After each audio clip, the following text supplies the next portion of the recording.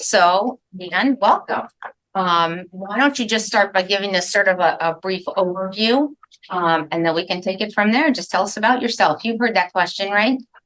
Yep, sounds good. So hi everybody. I find it a little bit odd that I can see all of the back of your heads, but I will do my best to try and read the room a bit. But please jump in if you have any questions or want to clarify anything. So my name is Daniel. I graduated in 2018, and currently I am a research analyst with the National Alliance to End Homelessness in Washington, D.C. We have staff working remotely throughout the country, but most of us, including myself, are located in DC. And I guess, path to my current position has been a bit of a winding road, I would say, a little less linear than you might imagine. When I was at St. Joseph's, I studied international relations, political science, and Asian studies. So I spent a significant amount of my time at St. Joe's bouncing back and forth between India and campus. I studied abroad there and then received a language scholarship from the Department of State to continue studying Hindi, and returned after graduation for about a year and a half working in Delhi on issues that I say are broadly related to social policy, which, as the name of my current organization implies, is sort of the field that I've landed on now. But during my time at St. Joe's, I was really interested in working with especially low-income immigrants in Philly, in the Kensington area. And so I both was involved in, but also helped to design some of the service programs engaging the community there. So if that helps to sort of connect my interest in IR and international relations, and then my work in the Philadelphia community. I was also pretty involved in like independent research projects with professors like Dr. Amber Abbas in the history department. I'm sure you all know Dr. Lisa Baglione, and Dr. Joyoso. During my time after graduation in India, I was doing a lot of like independent projects, conducting research in low-income, predominantly Muslim migrant communities in Delhi, and designing sort of these like heritage-based curriculums and education programs in order to connect local residents and especially youth and children with education programs, with health programs, universal basic income programs, things like that. So all in the realm of social policy. After returning from India, I worked in refugee resettlement in New England, basically from 2019, all through COVID. Then completed my master's degree in social policy for international development from Erasmus University in The Hague in the Netherlands. And upon returning back, I decided that if I was going to come back to the United States, I wanted to be at the center of sort of where policy and decisions get made, which is what brought me to DC. And I was fortunate enough to sort of leverage, I think, a lot of the research-based and independent work skills that I learned in my previous positions to land a job with the National Alliance to End Homelessness, which I've been with for about close to a year now. So I hope that suffices for an introduction. That's a lot to absorb. Thank you for being so comprehensive. I Since you mentioned you feel a little uncomfortable, I was going to try and change up I'm not sure I can, because I believe that the camera's like behind. They put these in during COVID, so Yeah, no worries. I just meant like I can't really tell how, I can't see people. So if there's ever a time where like just cut me off, because I can't really tell like if someone has a question or if there's other things that want to be said. Unless I stood like up in the front of the room, then you could see me. But because of the camera placement, it's not embedded into the I don't even know what this is, a desktop or whatever it is. So yeah, no worries. Sorry about that. I don't know if No that worries. changed your view, maybe. If that were to help. I'm not sure. But some students may be taking notes too, Yeah. the presentation. So, I know they're not doing anything else because you have a lot of great information to share, and everybody's kind of anxious to hear about it. So back to the questions. That's amazing. I feel like I've been sitting in. I have changed jobs and changed back since you were here, Dan. You have been literally around the world and back. Since your graduation here, which is very cool and very inspirational. But if we could kind of focus a little more on like the very first role when you got out, Yeah. like how did you land that? What kind of projects did you do? Because then, as you mentioned, you did pursue grad school later. So I feel like getting a little more specific about your trajectory. So if you're sitting here as a sophomore thinking, yeah, I have no idea what I'll be doing 2 years from now or 2.5 years from now, just giving the students kind of an idea of what led you to that and like your initial launching pad, what sort of led you to that point. Yeah, absolutely. Well, absolutely. When I was a sophomore, and if you would have told me that I would live and work in India for my first job after graduation, I would have thought that sounded completely wild. I wouldn't have expected that whatsoever. But so I studied abroad in India the fall of my junior year. And then, as I mentioned, working with Dr. Abbas and Dr. Balione, was able to apply for a language scholarship through the Department of State, which brought me back there going into my senior year. And so then I felt like once I was developing those sort of like language skills and really becoming comfortable living in the region, because obviously it is a huge transition. It's a different work culture. It's a different social culture, and so a lot of things to sort of learn before you can like work in that environment, I think. Then I started looking around and trying to think about, okay, how can I use these language skills now that I have them? How can I use these sort of like cross-cultural skills? And I started looking at fellowship and like short-term work programs because I didn't want to move to India permanently. And I found it was through the William J. Clinton Fellowship, which is with the American India Foundation. And they essentially offer 1 to 1.5 year long job placements in India. So they help you get an employment visa, and typically placed with like smaller nonprofit organizations. So I was partnered with the Aga Khan Foundation, and their whole, I guess, like reason for operating is to link international development initiatives, so things like health and sanitation, women's empowerment programs, community-based development, so building like housing and schools and things like that. They try and link that with local Islamic heritage in predominantly low-income regions. And so the area that I was working in Delhi was mostly migrants from all different parts of India, but as I said, predominantly Muslim, and half of my organization was working to preserve the local heritage. So things like mosques, tombs. This is a really like culturally rich region of Delhi, but one that doesn't get as much economic support and social support from the government. And linking that with some of those development initiatives that I was talking about previously. My role was really to focus in on how these two pieces of the organization could be linked together more effectively. And so I was using a lot of the research skills that I developed at St. Joe's, doing things like qualitative interviewing with like some of our teachers and sanitation workers.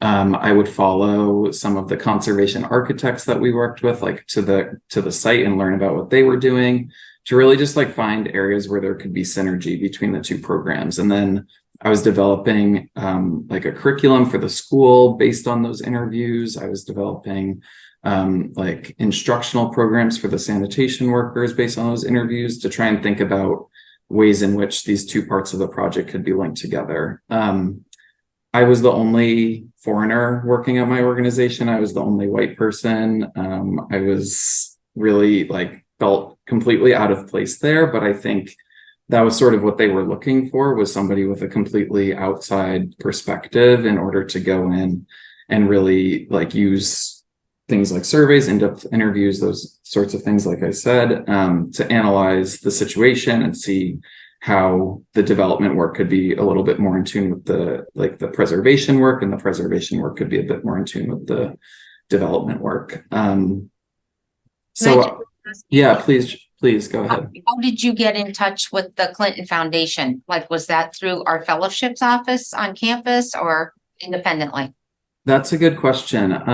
It was independently. The fellowship office helped me do the application and like helped provide edits and feedback and things like that. But it was actually the person who directed my language program in the summer was a former fellow. And so she had been telling me about the program, and it was one I applied to that, and I applied to Fulbright in India. And this one worked out. So. Right. Yeah, I feel like a lot of students don't even know we have a fellowships office or what that's all about. Yeah. So good to know that those opportunities are out there and worth exploring. Yeah, for sure. So great. Yeah, I just have to ask, like, what was it like moving to India? I mean, just like you said, culturally, so different.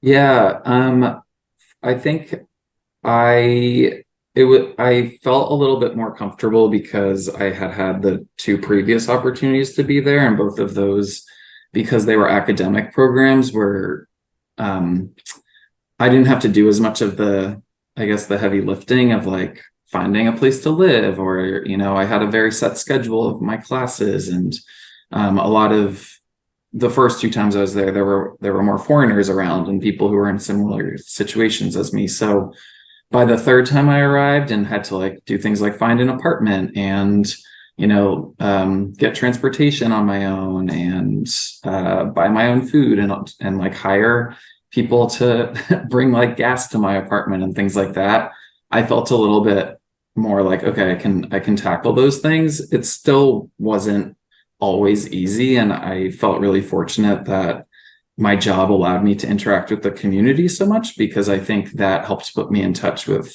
people who were really supportive and could sort of help me out when I would inevitably mess up or encounter challenging situations. So I think if anyone in the room is interested in doing something that feels really like outside your comfort zone, or really different from living at St. Joe's and living in Philadelphia, then I think it's really important just to like lean into the community that you can find in those places, because I think by and large, if you show a willingness to learn and like a willingness to engage, people want to help out, and people don't want you to be miserable. So I think finding those sources of community can be really valuable in your first opportunities after college, regardless of if those are in India or if they're just in like a new city in the United States.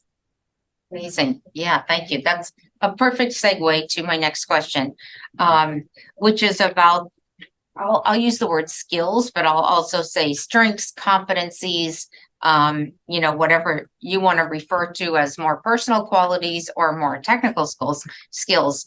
But, what do you feel were the most important ones in landing your first role or your earlier roles as opposed to now? Like, what were they, and, how have they sort of evolved over the years that you've been out of St. Joe's? Yeah, I think my first role, one of the most important things for me was just learning how to listen. And I think that sounds really cliche and like, okay, we know how to listen to each other. I can take notes and write down what you're saying. But I think it was more like in any environment, but especially in a like cross-cultural environment, I think you really have to pick up on the subtleties of what people are saying. And it's not always just like, here is a list of things that I want you to do, now go do them. It's like trying to sort of intuit what somebody really needs in a situation, or where you can be most valuable. Because I think especially as like maybe an outsider, or it's even just like a first year employee, it's not always going to be super clear, like, what am I supposed to be doing right now? And I think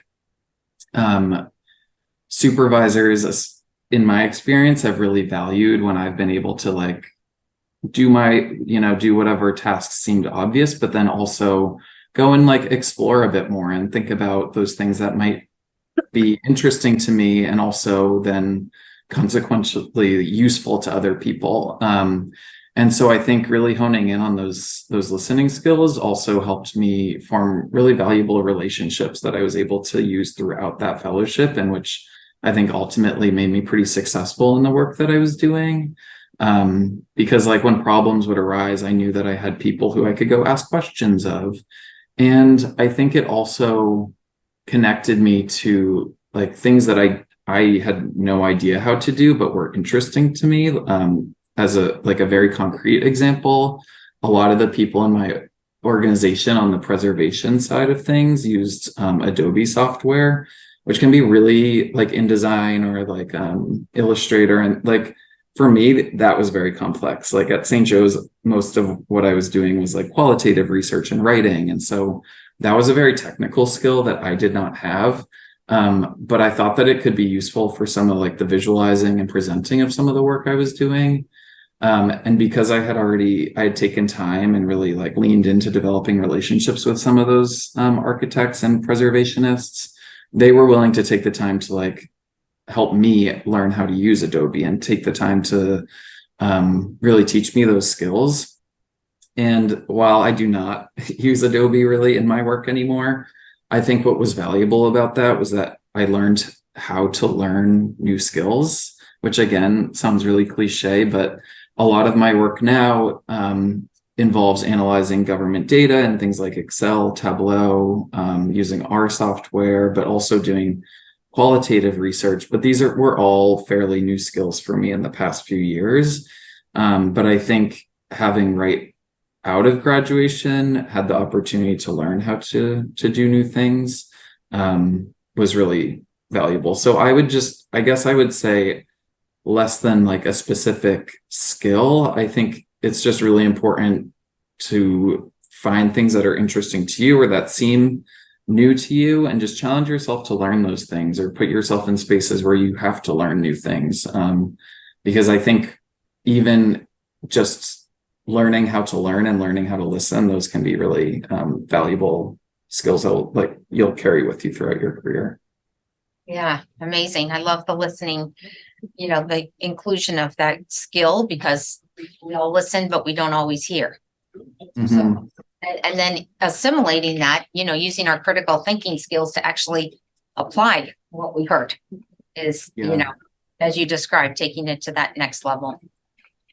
So kind of along those lines, can you talk about any networking that you did that you felt was valuable? If you've utilized that. I mean, we heard from another alum a couple of weeks ago about, the DC area, and basically, I forget, someone correct me, the smallest big town or something like that.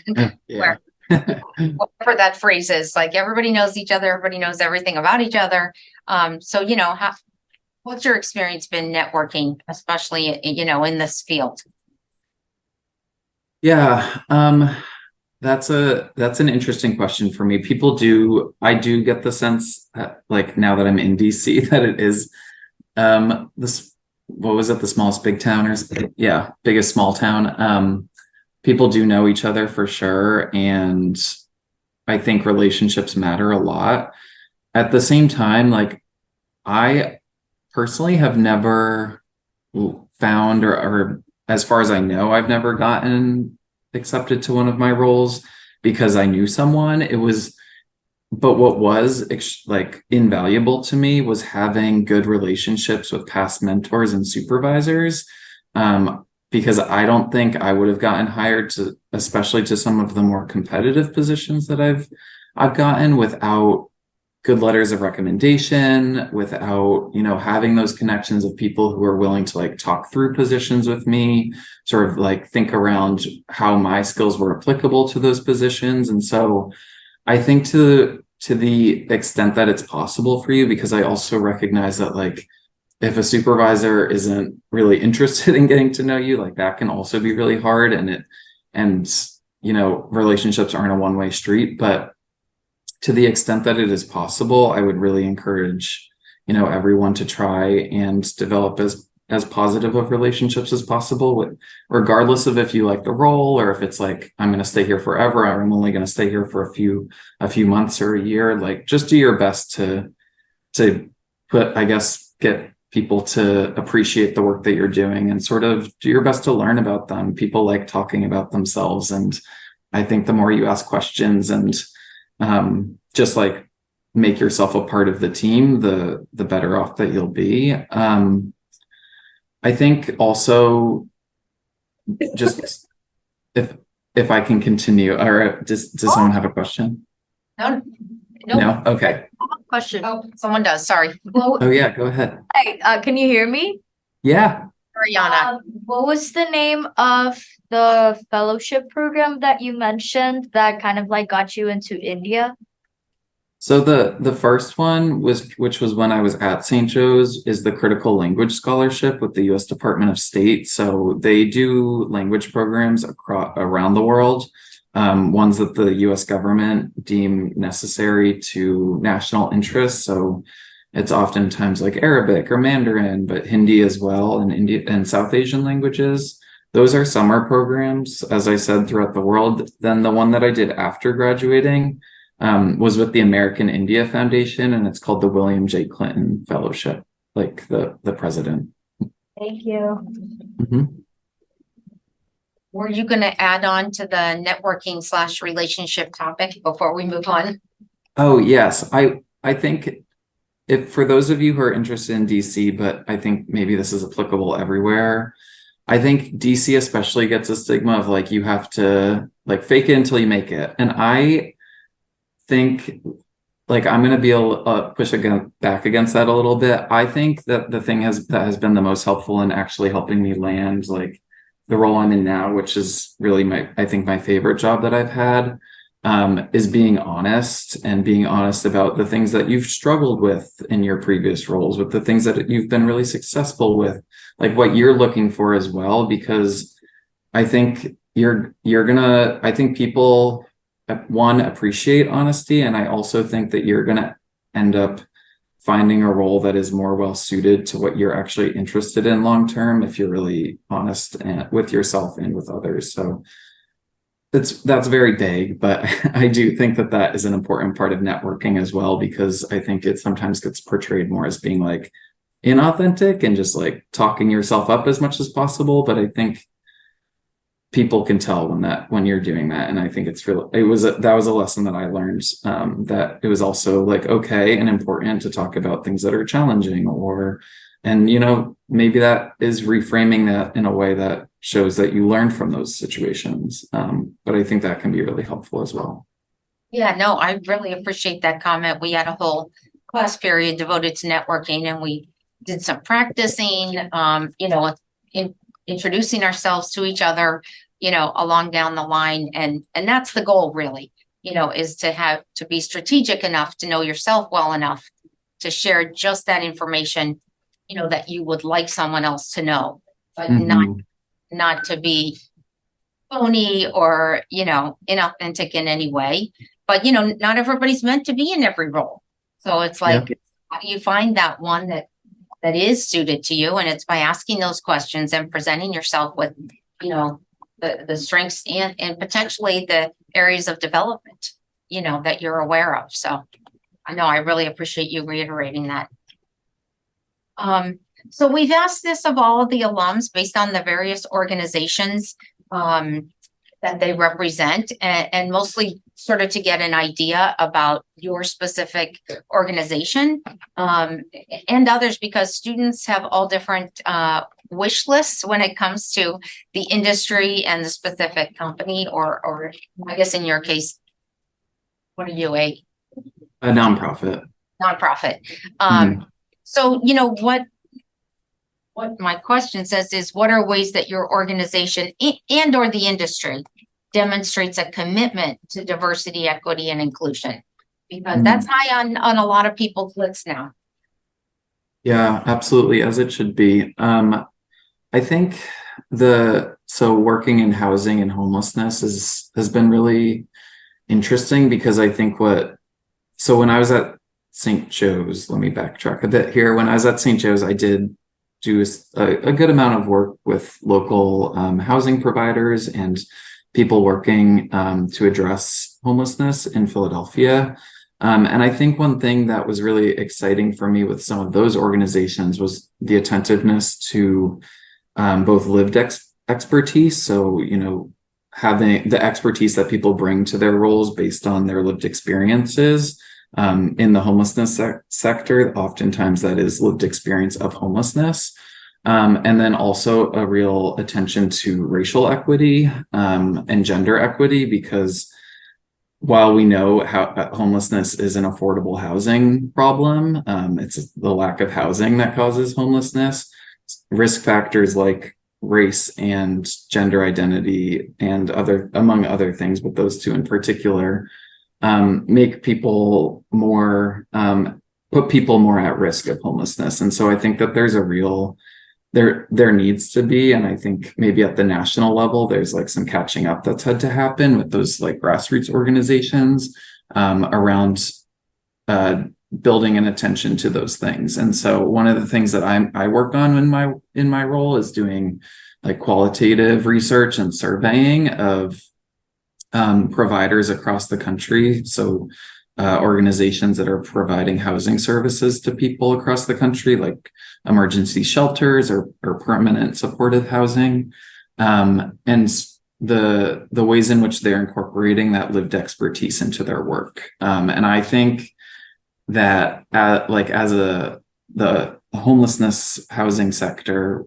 we really aren't going to make strides at ending homelessness if we're not listening to people with that lived experience, who, because of the disproportionalities and the history of racial inequity in this country, predominantly are Black or Hispanic. And so I think really leaning into that lived experience has been something that I've been really excited about at the Alliance, and something that we're focusing on a lot. I also was really excited when I was applying to this role, but now that I'm in it, I'm equally excited about the fact that we do have like mandatory discussion and learning groups, which are both brought like together as a full organization, but also separated out by your racial identity within our organization. And so that's a way of discussing and learning about important topics related to equity within our organization, but also within our sector. My organization provides, and I think this is increasingly popular, if not common, but maybe less so in the nonprofit world, but like wellness stipends, in order to, to recognize that like we can't do work towards justice if we're not taking care of ourselves. And so I think my organization puts a premium on making sure that the staff are well taken care of, which I really appreciate. And I think that I enjoy that my organization also has this like culture of accepting and really embracing hard conversations, and uncomfortable conversations. I think sometimes, especially in like the, I don't know, justice seeking world, it can be easy to just sort of accept, the status quo and just want to make everybody comfortable. But I think my organization has recognized, I'm relatively new, but I'm benefiting from this, that, as an organization, we need to be able to discuss uncomfortable and hard topics that normally we wouldn't like discuss, if we want to achieve some of our goals. I will say, like, we do a lot of work with government partners as well. And so for those of you who are interested more in like policy and working in the federal bureaucracy, like there's an equal amount of attention to this in the federal government right now. I know that can like ebb and flow a bit with administrations, but I think an attentiveness to this is not only important, but it's gonna serve your career well if you're interested in government. Yeah, amazing. That's great to hear. Is there anything or some more than one thing that you wish you had known about a career sort of in a nonprofit like you are, and specifically addressing homelessness, if that's relevant? that you didn't know about the industry, about the field, that now you're like, oh, now I understand that. Yeah, yeah. That's a good question. I feel fortunate because I think at St. Joe's I had a lot of access to like opportunities to develop my qualitative research skills and my like surveying skills, and yeah, I guess more of those like qualitative components. Since I'm a research analyst, this is relevant, but I think in any role you're going to be doing some amount of research, even if it's just like, I don't know how to do this, I need to find an answer. Like to some extent that's research. I think what I did not have the opportunity to develop as much, and I sort of was late to catch up on, and I guess I did a little bit of this in my master's program, but probably not as much as I should have, was more of those like quantitative data analysis skills, like statistical analysis, or even using like software programs like Tableau and Excel. I think the more that you can get a jump start on those sorts of things, I find that it's pretty useful across industries. Of course, if you're not as interested in like data and research, I guess I would just say like maybe think about, based on where you see yourself going, like what are some of those hard skills that you need to excel in those roles. Maybe that is like more qualitative work, or maybe like different data analysis skills, or maybe it's not data analysis, it's like policy analysis. But just try and figure out as much as possible what some of those skills are that you really have to be like intentional about learning, and that you're not just going to like learn on the job as quickly, and do your best to learn them. But at the same time, like I don't want you to walk away from this conversation and be like, oh my God, I need to like run to the library right now and check out a book on how to use Tableau. Like, I think it's an ongoing process, and I think it's just, as sophomores, it's a good thing to start thinking about, but don't stress yourself out over it either. Great. Yeah, thank you. I'm going to flip to some of the questions that the students submitted ahead of time. Yeah. And some of them are ones that you've already addressed. But one, let me see, where did it go?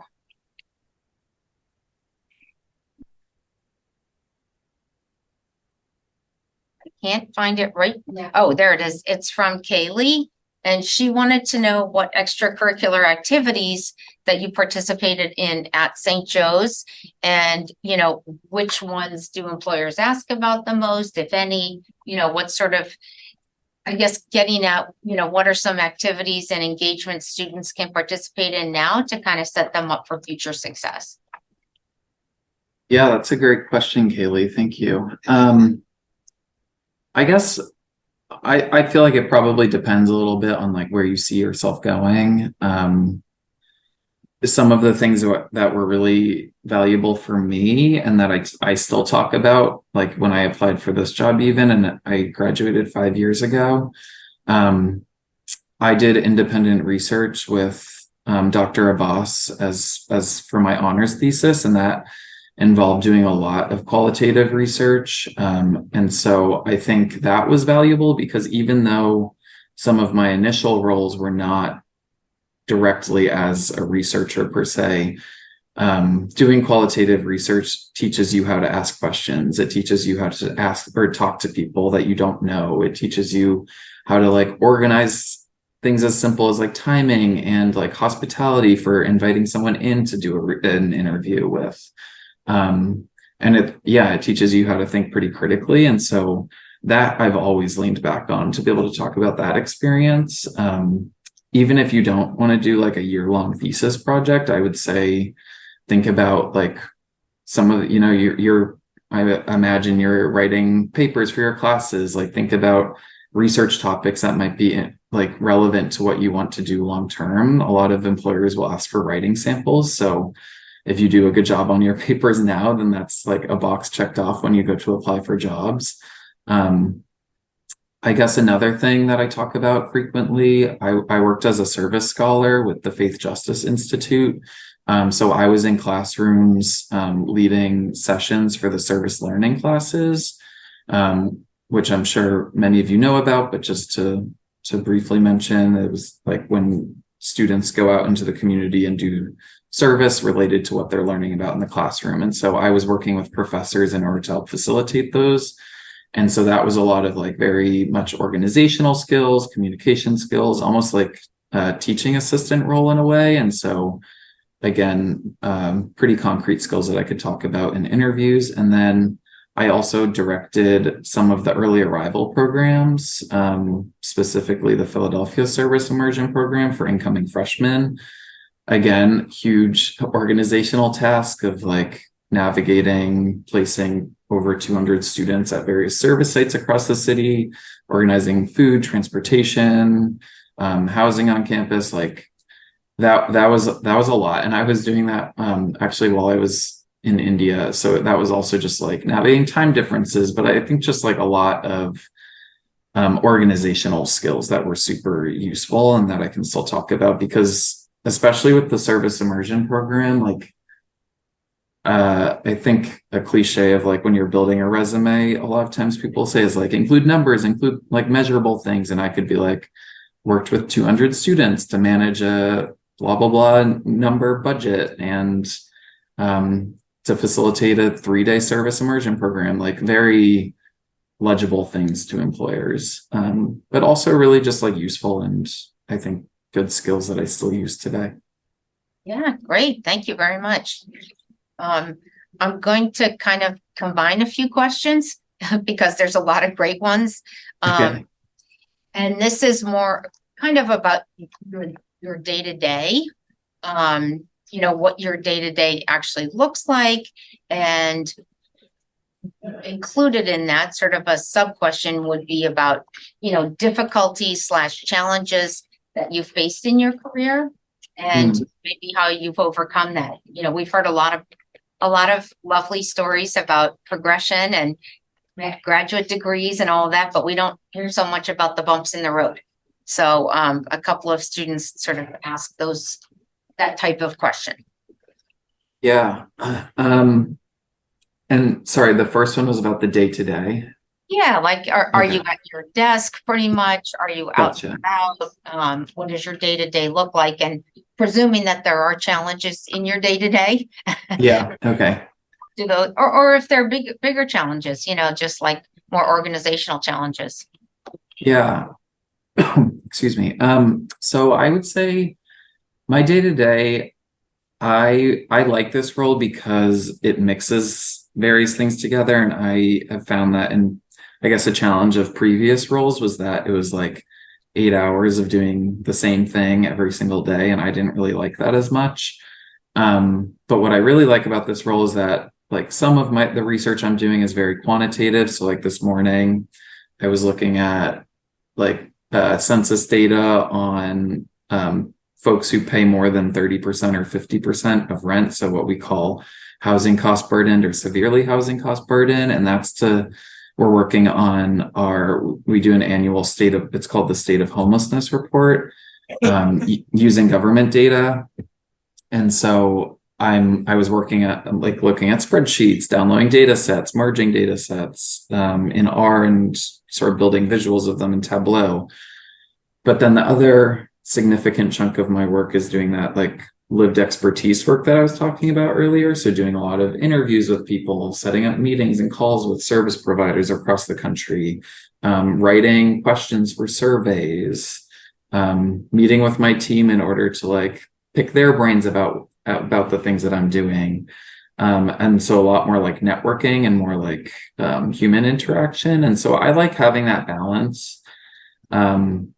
I think like I said, something that's been challenging of previous roles is just like the same thing over and over again. I think another thing is more like a structural issue than anything. And that is that I think when you get into the more like direct service providing role, whether that's in education or like nonprofit work of providing welfare and homeless services or immigration services, whatever it may be, like people tend to be overworked and underpaid. And so as a result, it can be really hard, I think, if there are things that are difficult, like, or that aren't going well, it can be really hard to like find the time even to like tell your supervisor and really sit down and talk about those things. And so I had a role when I came back from my first job in India, because I was working broadly in refugee resettlement and immigration, where I just had a supervisor who we did not mesh well. And she just kept like assigning me like she would sort of ask like, oh, what's interesting to you? I want to give you tasks that you want to be doing, because my role was sort of flexible, and then would assign me something that was just like, I felt like what I was saying was just going like right over her head. But I think what ended up being, I didn't end up staying in that role for like a super long time, but I also don't think I like burnt the bridge, because what was helpful was just like I said at the beginning, was being honest with her and being like, I feel like I am saying this, but then I am receiving this sort of pushback from you, or like tasks from you that don't really go hand in hand. And I think she appreciated that that honesty, and I think we were able to come to like some solutions, and she changed some of my roles as a result of that. Maybe that's not always possible, and I just got kind of lucky, but I do think more often than not, it can be helpful to just be honest with people when things aren't going well. Yeah, no, great. Good communication skills go a long way. Yeah. Great. So I just have really one more, and then kind of a wrap up. And I thought this was a great question from Kevin. He said, what's the most rewarding part of your job? And, what excites you about getting up and going to work each day? Yeah, thanks, Kevin. That is a good question.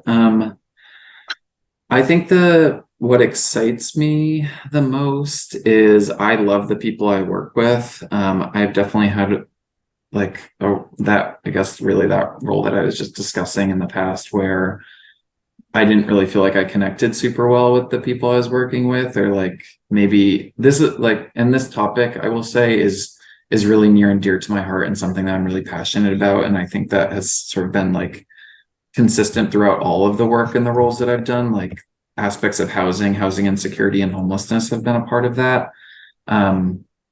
And then also just like some of my own personal experiences.